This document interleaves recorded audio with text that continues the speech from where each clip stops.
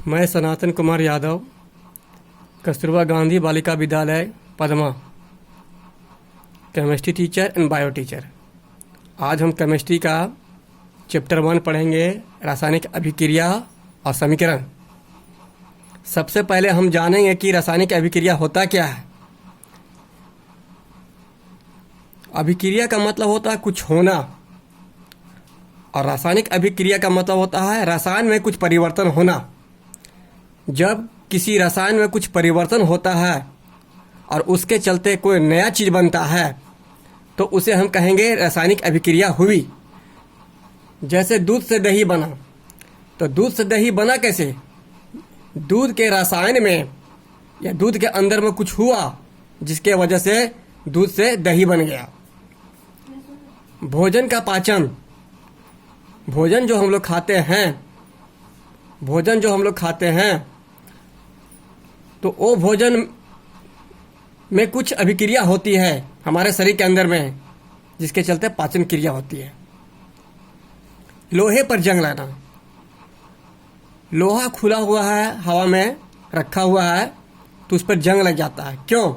क्योंकि लोहा के अंदर उसके अणुओं में कुछ परिवर्तन होता है जिसके चलते लोहे पर जंग लग जाता है।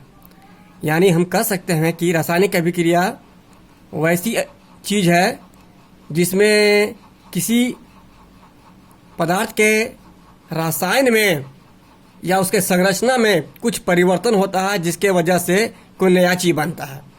जैसे भोजन का पाचन, श्वसन, दूध से दही बनना, लोहे पर जंग लगना।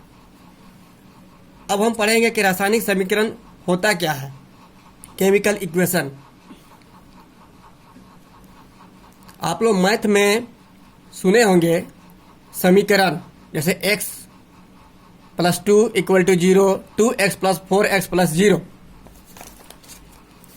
आप लोग मैथ में पढ़े होंगे 4x + 2 = 0, ये एक समीकरण है। 3x + 2 = 4x + 4, ये एक समीकरण है। लेकिन ये मैथ का समीकरण है। क्या चीज़ का समीकरण है? ये मैथ का समीकरण है। ठीक उसी तरह से केमिस्ट्री में, रसायन विज्ञान में हमें रासायनिक समीकरण पढ़ना पड़ता है। ये क्या होता है आगे समझिए।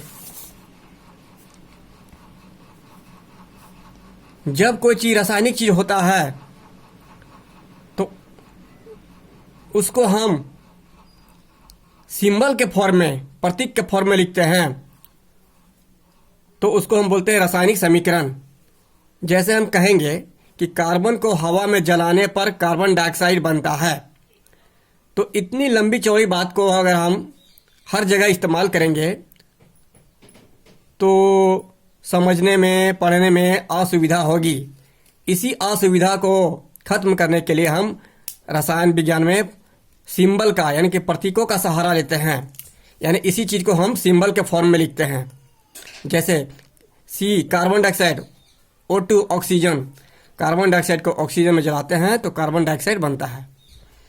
इधर वाले पार्ट को हम लोग अभिकारक कहते हैं, और ये दोनों रिएक्शन करके जो बन गया उसको बोलते हैं उत्पाद।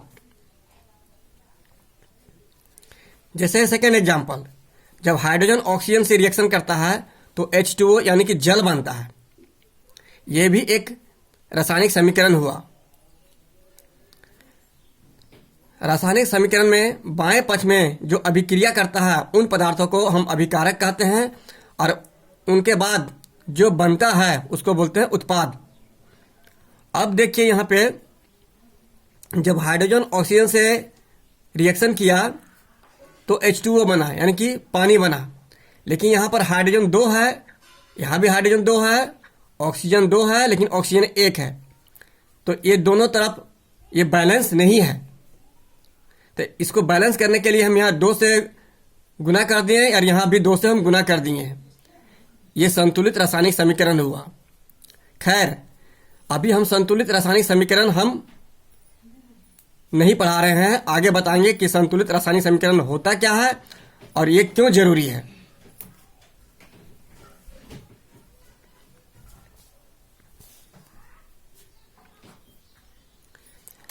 हम जानते हैं कि द्रव्यमान संरक्षण के नियम से किसी भी रासायनिक अभिक्रिया में द्रव्यमान का न तो निर्माण होता है और न विनाश।